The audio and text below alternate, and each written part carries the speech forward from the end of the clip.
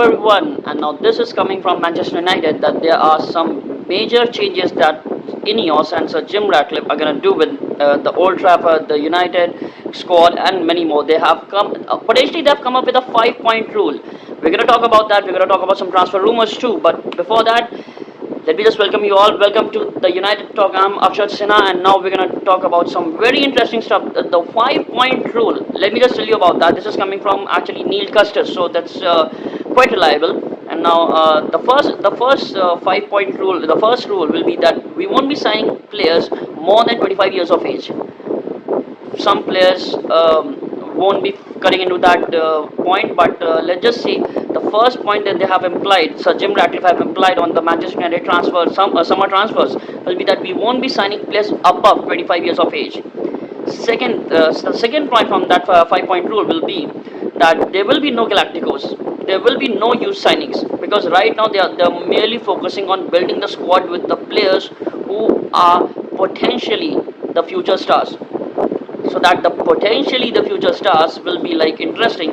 So there will be no superstars. There will be no players above 25.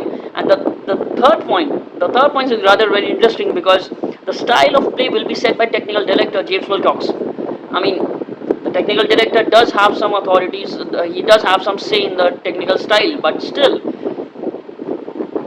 I don't think it's his right. But let's just say he'll be in the chain of command with Erik Ten Hag, so I'm not gonna bother to talk about that. The next point will be manager will be asked as to what position does he want players. He won't be telling them the player. Let me just say that again. The manager will point out that he'll be reading a position, like it could be right back, it could be central midfielder, it could be attacker, or it could be a goalkeeper. Ineos will decide what players will be coming to Manchester United. Now that is a little bit hard to digest for me because as a manager, that's your choice. But who do you want to play? And here is the fifth point that Ineos will give the manager Erik Ten Hag or whatever or whichever asshole we hire if we fire Erik Ten Hag, that he'll be given three alternatives: the first, the second, and the third list. He'll be given three alternatives, and the manager will choose which player he has to sign for that particular position that he mentioned before. So these 5P rules, this is quite interesting from the Sir Jim Ratcliffe's mindset. If Ineos has developed this since they purchased Nice, I don't know. And by Nice I meant they purchased the football club Nice, not their own Nice. I mean that's illegal. Nobody wants to buy their own Nice. But anyways, according to Rich Way, there's also some update regarding the transfer budget of summer transfer window because according to Rich Way, we have no money. And this doesn't come down to Erik Ten Hag, this doesn't come down to Ineos. I don't blame Ineos and Sir Jim Ratcliffe with it. But this comes down to the Glazer because those bunch of assholes piled and piled a huge debt, the mountain of debt on rather bigger than Mount Olympus. And now Ineos and the fans have to deal with it. And this is very disappointing because if there is no transfer budget, because we have to, that doesn't mean that we are not going to sign anyone. We're surely going to sign anyone, but until unless we sell some players. And don't forget, Anthony Martial is going for free. Rafael Varane is going for free. Even if we try selling Eriksen and Casemiro, it's not going to be more than 50 million. So that's very disappointing. And if we have to sell to buy, we all know that around the world, any footballing club is not interested in buying Manchester United players because they are not good enough. They are not even good enough for teams in Premier League for first team players. And most of all, they are on really high wages. No other club is going to offer them that. They're just going to wait around and wait for their contract to expire and then just leave for free. If that happens, that's going to be very disappointing because Anthony Martial, again, I'm going to say this, Anthony Martial is going for free. Rafael Varane is leaving the club for free. This is very disheartening. And this is just coming from the Sun. So I'm not sure it's reliable. I'm not sure it's credible. But because it's floating around Man United, so we need to discuss this. That the sort of obsession of signing the British players, calling it Manchester United a Brexit, is coming back because Ineos have made their intentions very clear that we'll be signing some of the players, but the core team will be English based, and I don't have any idea why are we doing that. I mean, why the fuck are we signing English players? I mean, if you have a home young players, a group of academy players who are homegrown and they are good enough, like look at Kobe Menu.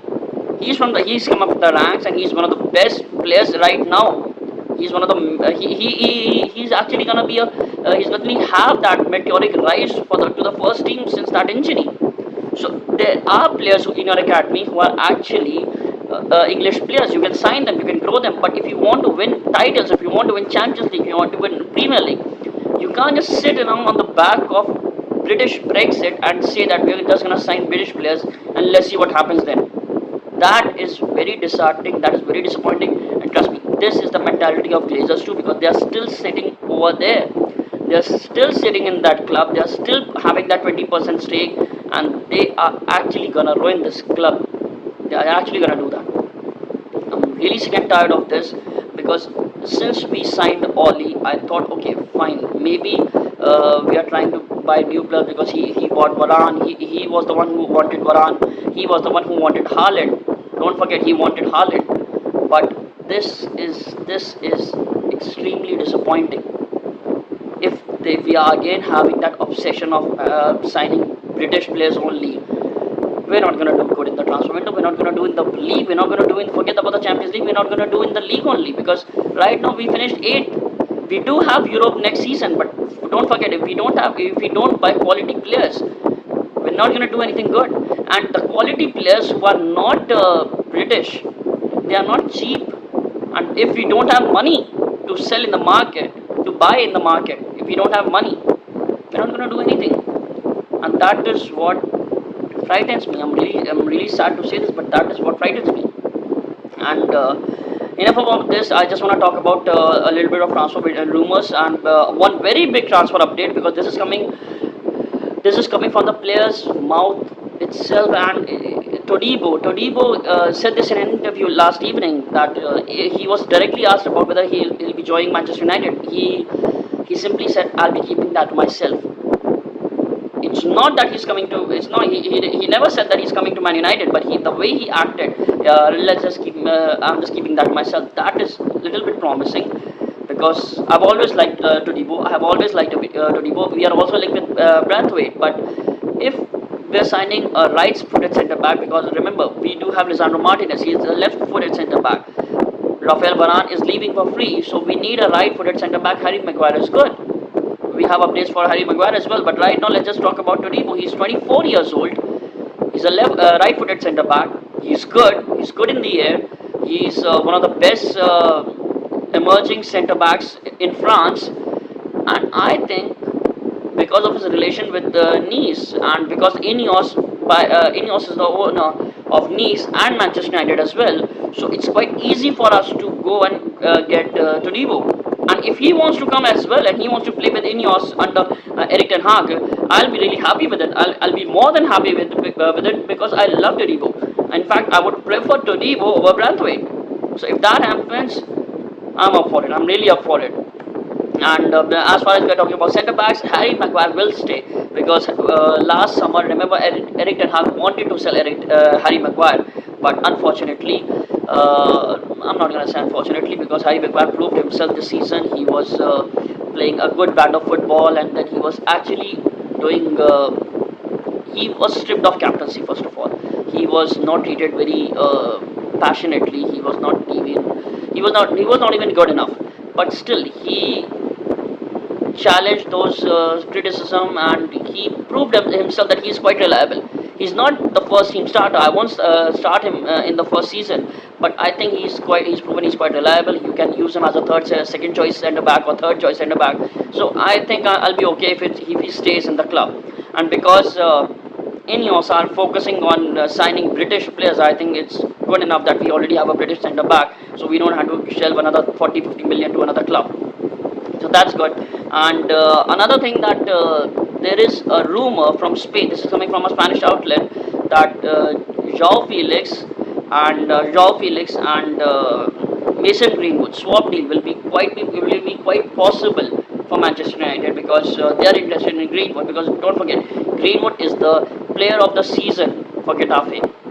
I mean, he's a player on loan. He scored amazing goals. He played brilliantly throughout the season, and that is why he's the player of the season for them. And he's a loanee. So imagine, he is a great talent. I have been saying this a long. I've been saying this a lot over every single video when I have talked about Greenwood. We don't need to sell him.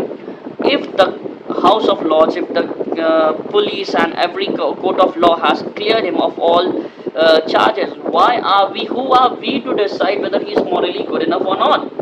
We just need to we just need to realize what good he can bring to this club.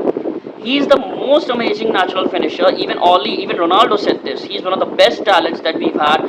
Why are we not including him in the front six? Why are we not playing him as the front striker? I mean, just imagine this: Haaland, Greenwood, Garnacho, Rashford, Ahmad. This is one of the Anthony. This will be one of the best fierce counter-attacking players that, that are already in the Premier League or even in the world. Why do you want to not make that? Why do you want to make the mistake of selling a great talent just because something happened off the field? I'm not supporting what he did. I'm not even supporting what he did post that. But I don't care about what he does in his private life. I care about what he does on that pitch, and he's been great for Getafe. Why are we not retaining him as a player and making him stay and let him play as the centre forward? Why are we not doing that? I don't have any idea. I mean, fuck morality. I don't even care about morality right now. I just want to see Manchester United score a lot of goals. And I know it's going to only happen if we have the likes of Garnacho, Hoyland, Mason Greenwood, Ahmad. We need these players. I'm again forgetting Anthony because he has been a flop this season. So I'm quite forgetting his name. But he is a good squad player too. We signed him for fucking 80 millions. I mean, that's not the fault of Erik Ten Hag. That's the fault of Arnold and Murdoch. But right now, we don't need to, just go out and sell whatever player we can because just because he is not liked by some section of our fan club. I mean, one section of our fan club doesn't even like Bruno Fernandes. So you can't just sell Bruno Fernandes. He's one of the best players since Sir Alex Ferguson left. He's the captain of the football team. You can't just leave him. He's one of the best midfielders in this Central Europe. So you can't, please everyone. You don't need to sell Greenwood. You just need to retain him and make him your centre forward and let him play. And let's just do him what he does best: score goals. I'm sure the fans will come around. I'm sure the trophies will come around. That's what you want. You don't want fucking morality in your home ground. I mean, seriously, I'm sick and tired of it. If he's a good player, if he's a great player, let's just retain him. Let's just extend his contract for one more year and just see what happens. If he doesn't do well, just sell him off. But right now, we need players, we need attackers, we need homegrown players. And most of all, if you don't have money to sell in the market, why are you selling your good talent? Why not just retain him and let him play for a couple of more wages? But anyways, that's not what we can make decision. I wish we could make decision. Me as a fan, you as a fan. I mean, if there was any chance that we could do something, I'm sure that we would have done better than what Glazers did with that club for the past decade. But anyways, let's just move on. We're going to share some more information if it floats around Man United. And before it does that, let me just say one thing. Thank you guys for watching the show. Please support that. Keep supporting the channel, and really need your support. Until then, please take care of yourself. Have a good day. Please take care of yourself. And I love this club. Glory, Man United.